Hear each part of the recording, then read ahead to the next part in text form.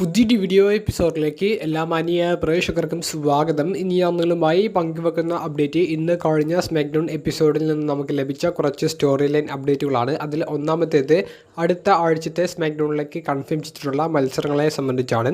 അടുത്ത ആഴ്ചത്തെ SmackDown episode നടക്കുന്നത് ലണ്ടൻ എന്ന് പറയുന്ന സ്ഥലത്ത് വെച്ചിട്ടാണ്.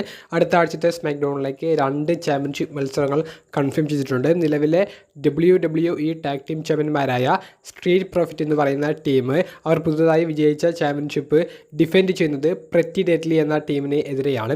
ഇന്ന് നടന്ന സ്മാക്ഡൗൺ എപ്പിസോഡിൽ സ്ട്രീറ്റ് പ്രോഫിറ്റിൻ്റേതായിട്ടുള്ള ഒരു സെലിബ്രേഷൻ സെഗ്മെൻറ്റ് ഉണ്ടായിരുന്നു. ആ സെഗ്മെൻറ്റിനെ ഇൻട്രപ്റ്റ് ചെയ്ത് വന്ന ലെഗഡോ ഡെൽ ഫെൻറ്റാസ്മ എന്ന് പറയുന്ന ടീമും അതുപോലെ തന്നെ പ്രെറ്റി ഡെഡ്ലിയും. അതിൽ പ്രെറ്റി ഡെഡ്ലിക്ക് ഒരു നമ്പർ 1 കണ്ടൻഡർ സ്പോട്ട് കൊടുത്ത് അടുത്ത ആഴ്ച ഒരു ചാമ്പ്യൻഷിപ്പ് മത്സരം തരാമെന്നുള്ളത് സ്ട്രീറ്റ് പ്രോഫിറ്റ് പറയുന്നുണ്ട്. ഈ ലെഗഡോ ഡെൽ ഫെൻറ്റാസ്മയെ ഏഞ്ചൽ ഗാർസ, ഹുംബർട്ടോ കരീല തുടങ്ങിയവർക്കെതിരെ സ്ട്രീറ്റ് പ്രോഫിറ്റ് ടീം അംഗങ്ങൾ മത്സരം അതിഗംഭീര പ്രകടനത്തോട് കൂടിയിട്ട് സ്ട്രീറ്റ് പ്രോഫിറ്റ് വിജയിക്കുന്ന ഒരു റിസൾട്ടുമാണ് നമുക്ക് മുന്നിലേക്ക് പ്രസൻറ്റ് ചെയ്തത്. അങ്ങനെ സ്ട്രീറ്റ് പ്രോഫിറ്റ് വിജയിച്ചു. പിന്നീട് വന്ന ഒരു മാച്ച് ഗ്രാഫിക്സിലാണ് ഈ ഒരു ടാഗ് ടീം ചാമ്പ്യൻഷിപ്പ് മത്സരം അടുത്ത ആഴ്ചത്തെ സ്മാക്ഡൗണിലേക്ക് കൺഫേം ചെയ്യപ്പെടുന്നതായിട്ട് നമുക്ക് കാണാൻ സാധിച്ചത്. കൂടാതെ കൺഫേം ചെയ്തിട്ടുള്ള മറ്റൊരു ചാമ്പ്യൻഷിപ്പ് മത്സരം യുണൈറ്റഡ് സ്റ്റേറ്റ്സ് ചാമ്പ്യനായ LA നൈറ്റ് ബ്രോൺ സ്ട്രോമിനെതിരെ ടൈറ്റിൽ ഡിഫെൻഡ് ചെയ്യുന്ന ചാമ്പ്യൻഷിപ്പ് മത്സരമാണ്. ഇന്ന് നടന്ന സ്മാക്ഡൗൺ എപ്പിസോഡിൽ ബ്രോൺ സ്ട്രോമനും ജേക്കബ് ഫാറ്റും തമ്മിൽ നടന്ന സിംഗിൾസ് മത്സരം ഡിസ്ക്വാളിഫിക്കേഷനിലൂടെയാണ് അവസാനിച്ചത്. ഈ മത്സരത്തിന് മുൻപേ ഈ മത്സരത്തിൽ വിജയിക്കുന്ന റെസ്ലറിന് യുണൈറ്റഡ് സ്റ്റേറ്റ്സ് ചാമ്പ്യൻഷിപ്പിൻ്റെ നമ്പർ 1 കണ്ടൻഡർ ആകാമെന്നുള്ള ഒരു അനൗൺസ്മെൻറ്റും അവർ ബാക്ക് സ്റ്റേജ് സെഗ്മെൻറ്റിലൂടെ നടത്തിയിട്ടുണ്ടായിരുന്നു. അപ്പോൾ ഡിസ്ക്വാളിഫിക്കേഷനിലൂടെ വിജയിച്ച ബ്രോൺ സ്ട്രോമിന് ആ നമ്പർ 1 കണ്ടൻഡർ സ്പോട്ട് കിട്ടുന്നതും മത്സരം അടുത്ത ആഴ്ചയിലേക്ക് ഒഫീഷ്യലായി കൺഫേം ചെയ്യപ്പെടുന്നതുമായിട്ടുള്ള ഒരു അപ്ഡേറ്റ് ആണ് പിന്നീട് നമുക്ക് കേൾക്കാൻ സാധിച്ചത്. ബ്രോൺ സ്ട്രോമിന് യുണൈറ്റഡ് സ്റ്റേറ്റ്സ് ചാമ്പ്യൻ ആകാൻ സാധിച്ചാൽ ബ്രോൺ സ്ട്രോമിന് ഗ്രാൻഡ് സ്ലാം ചാമ്പ്യൻ എന്നുള്ള വലിയ അച്ചീവ്മെൻറ്റ് കരസ്ഥമാക്കാൻ സാധിക്കും. മത്സരത്തിൽ ആരാണ് വിജയിക്കാൻ സാധ്യത? നിങ്ങളുടെ പ്രഡിക്ഷൻ കമൻറ്റ് ബോക്സിൽ രേഖപ്പെടുത്തുക. രണ്ടാമത്തെ സ്റ്റോറി ലൈൻ അപ്ഡേറ്റ് റസൽമീനിയ 41 പുതുതായി കൺഫേം ചെയ്തിട്ടുള്ള മത്സരങ്ങളെ സംബന്ധിച്ചാണ്. Randy Orton versus Kevin Owens തമ്മിലുള്ള ഒരു സിംഗിൾസ് മത്സരം റസൽമേനിയയിലേക്ക് ഒഫീഷ്യലി കൺഫേം ചെയ്തിട്ടുണ്ട്. നമ്മൾ എല്ലാവരും കാത്തിരുന്ന ഒരു മത്സര അനൗൺസ്മെൻറ്റാണ് നമുക്ക് ഇന്നത്തെ സ്മാക്ഡൗൺ എപ്പിസോഡിലൂടെ കാണാൻ സാധിച്ചത്. സ്മാക്ഡൗൺ എപ്പിസോഡ് ആരംഭിക്കുന്നത് റാൻഡി ഓർട്ടൻ്റെ സെഗ്മെൻറ്റോട് കൂടിയിട്ടാണ്. റാൻഡി ഒരു വാക്ക് പറയുന്നതിന് മുൻപേ കെവിൻ ഓവൻസിൻ്റെ മ്യൂസിക് പ്ലേ ആകുന്നു. കെവിൻ ഓവൻസ് വന്നിട്ട് റിങ്ങിലേക്ക് കയറാതെ റാൻഡിയോട് മാപ്പ് പറയുന്നുണ്ട്. റാൻഡിയെ താൻ ആക്രമിച്ചത് തൻ്റെ തെറ്റിദ്ധാരണ മൂലമാണെന്നുള്ളതും കെവിൻ ഓവൻസ് പറയുന്നുണ്ട്.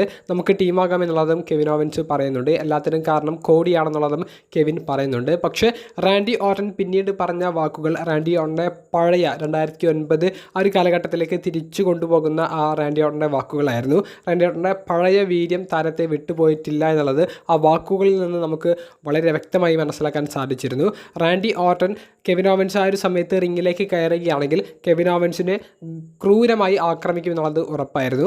അത് മനസ്സിലാക്കിയ കെവിൻ ഓവൻസ് ബാക്ക് സ്റ്റേജിലേക്ക് പോകുന്നതാണ് നമുക്ക് കാണാൻ സാധിച്ചത്.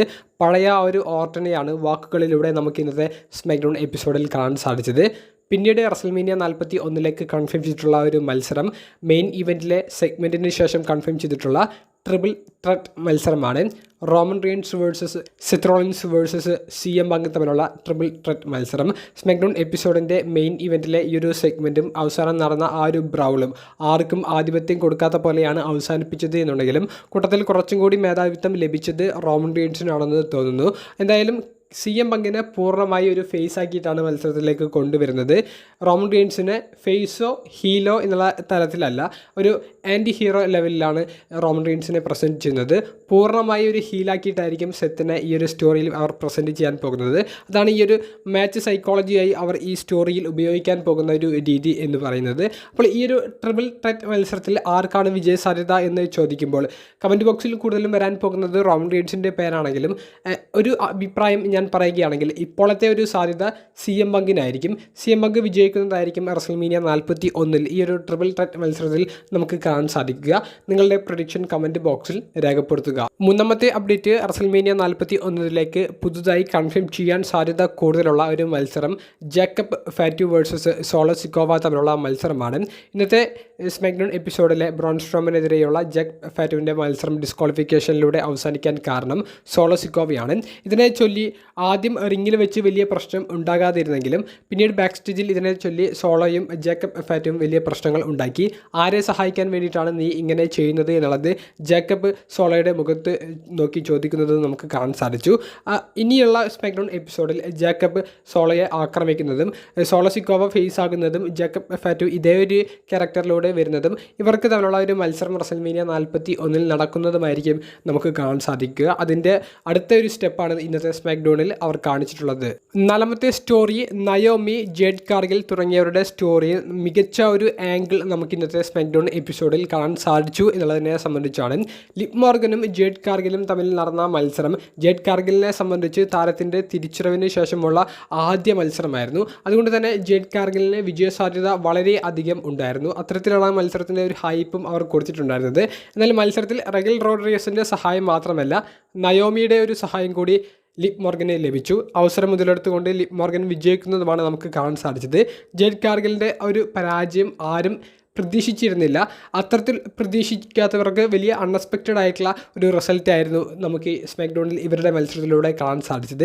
അതിനുശേഷമുള്ള നയോമിയുടെ ഒരു ആക്രമണം അതുണ്ടായിരിക്കുമെന്നുള്ളത് വളരെ വ്യക്തമായിരുന്നു. അതുതന്നെയായിരുന്നു നമുക്ക് കാണാനും സാധിച്ചത്.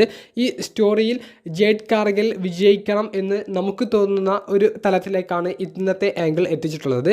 ഓൾറെഡി ജേഡ് കാർഗിലിനെ ആക്രമിച്ച് നയോമി കാരണം ജേഡ് കാർഗിൽ കുറേയധികം മാസങ്ങൾ മാറി നിന്നു. തിരികെ വന്ന ജേഡ് കാർഗിലിൻ്റെ ആദ്യ മത്സരത്തിൽ കാർഗിൽ പരാജയപ്പെടാനുള്ള ഒരു കാരണമായി നയോമി പിന്നെയും മാറുന്നു. അത്തരത്തിലുള്ള നയോമി എന്ന് പറയുന്ന റെസ്ലറിൻ്റെ ക്യാരക്ടറിനെതിരെ ജേഡ് കാർഗിൽ റസൽമേനിയ 41 മത്സരിക്കാൻ ഇറങ്ങുമ്പോൾ ജേഡ് കാർഗിലിന് വിജയം ലഭിക്കേണ്ടത് അത് ഓരോ റെസ്ലിംഗ് ആരാധകരുടെ മനസ്സിൽ വരുന്ന ഒരു കാര്യമായിരിക്കും. അത് ഇന്നത്തെ സ്മാക്ഡൗണിലൂടെ അവർക്ക് ഈ ഒരു ആംഗിൾ കാണിച്ചുകൊണ്ട് ഇടാൻ സാധിച്ചിട്ടുണ്ട്. അത് ഇവരുടെ സ്റ്റോറിയിലെ ഏറ്റവും മികച്ച ഒരു പോയിൻ്റായിട്ട് തോന്നിയിട്ടുണ്ട്. നിങ്ങളുടെ അഭിപ്രായം കമൻറ്റ് ബോക്സിൽ രേഖപ്പെടുത്തുക. ഏറ്റവും അവസാനമായി പങ്കുവെക്കാനുള്ളത് സ്മാക്ഡൗൺ എപ്പിസോഡിൽ കാണിച്ചിട്ടുള്ള കുറച്ച് വീഡിയോ ഭാഗങ്ങളെ സംബന്ധിച്ചാണ്. 2 പുതിയ റെസ്ലേഴ്സ് അല്ലെങ്കിൽ 2 റെസ്ലേഴ്സിൻ്റെ ഒരു വരവ് അവർ സ്മാക്ഡൗൺ എപ്പിസോഡിലൂടെ നടത്താൻ പോകുന്നു എന്നുള്ളതിൻ്റെ സൂചനകൾ കഴിഞ്ഞ ആഴ്ച തന്നെ പുറത്തേക്ക് വിട്ടിരുന്നു. അതിൻ്റെ ഒരു കണ്ടിന്യൂഷൻ നമുക്ക് ഇന്നത്തെ സ്മാക്ഡൗൺ എപ്പിസോഡിലും കാണാൻ സാധിച്ചിട്ടുണ്ട്. അതിൽ ആദ്യം പുറത്തേക്ക് വിട്ട ഒരു വീഡിയോ എന്ന് പറയുന്നത് അതിന് പിറകിൽ റേ ഫെനിക്സ് ആയിരിക്കും എന്നുള്ളത് ഏകദേശം ഉറപ്പായിരിക്കുന്നു. റേ ഫെനിക്സിനെ നമുക്ക് വളരെ വ്യക്തമാക്കി ആ നിഴലുകളിലൂടെ കാണാൻ സാധിക്കുന്ന രീതിയിലുള്ള ഒരു വീഡിയോ ആണ് നമുക്കിന്ന് കാണാൻ സാധിച്ചത്. കൂടാതെ സ്മാക്ഡൗൺ എപ്പിസോഡ് കാണുന്നതിന് ശേഷം ഫൈറ്റ്ഫുൾ സെലക്ട് എന്ന് പറയുന്ന വെബ്സൈറ്റ് റിപ്പോർട്ട് ചെയ്യുന്നതും റേ ഫെനിക്സ് ഔദ്യോഗികമായി WWE കോൺട്രാക്റ്റ് സൈൻ ചെയ്തു എന്നായിരുന്നു. ഇക്കഴിഞ്ഞ ആഴ്ചകളിലടക്കം സൈൻ ചെയ്യാൻ പോകുന്നു, അതിൻ്റെ വക്കിലെത്തി കോൺട്രാക്റ്റിൻ്റെ ഡിസ്കഷൻ നടക്കുന്നുണ്ട് എന്നുള്ളൊരു വാർത്തകൾ മാത്രമാണ് അറിയാൻ സാധിച്ചിരുന്നത് എന്നുണ്ടെങ്കിൽ ഈ ഒരു ആഴ്ച ഇപ്പോൾ ഇതാ സ്മാക്ഡൗണിന് ശേഷം സൈൻ ചെയ്തു എന്നുള്ള ഔദ്യോഗിക വാർത്ത ഫൈറ്റ്ഫുൾ സെലക്ട് ബ്രേക്ക് ചെയ്തിരിക്കുന്നു. അപ്പോൾ റേ ഫിനിക്സ് സ്മാക്ഡൗണിലേക്കാണ് വരുന്നത്. അതിന് പ്രകാരമുള്ള ഒരു വീഡിയോ ഫുട്ടേജുകളാണ് അവർ പുറത്തേക്ക് വിടുന്നത് എന്നുള്ളത് ഉറപ്പായിട്ടുണ്ട്. പിന്നെ മറ്റൊന്ന് 4 എന്ന് എഴുതി കാണിക്കുന്ന ആ ഒരു നമ്പറിൻ്റെ പിറകിലുള്ള ഒരു സീക്രട്ട് എന്താണ് എന്നുള്ളതാണ്. അത് ആരാണ് എന്നുള്ളതാണ്. അത് മറ്റാരുമല്ല അലിസ്റ്റർ ബ്ലാക്ക് ആണ് എന്നുള്ള ഒരു റൂമറാണ് നിലവിൽ പുറത്തേക്ക് വരുന്നത്. കൂടാതെ അലിസ്റ്റർ ബ്ലാക്കിൻ്റെ ഒരു ഡാർക്ക് സൈഡിലുള്ള ഒരു തീം ആയതുകൊണ്ട് തന്നെ ഈ 4 എന്ന് എഴുതി കാണിക്കുന്ന ആ ഒരു വീഡിയോയിലും ഡാർക്ക് ആയിട്ടുള്ള ഒരു തീമുകൾ തന്നെയാണ് യൂസ് ചെയ്യുന്നത്. അപ്പോൾ ബ്ലാക്കുമായി ബന്ധപ്പെട്ടിട്ടുള്ള വാർത്തകളൊക്കെ മുൻപേ പുറത്തേക്ക് വന്നിരുന്നു. അതും ഇതും കോർത്തിണക്കി നോക്കുമ്പോൾ അലിസ്റ്റർ ബ്ലാക്കിൻ്റെ തിരിച്ചുവരവിന് തന്നെയാണ് അവിടെ സാധ്യതയുള്ളത്.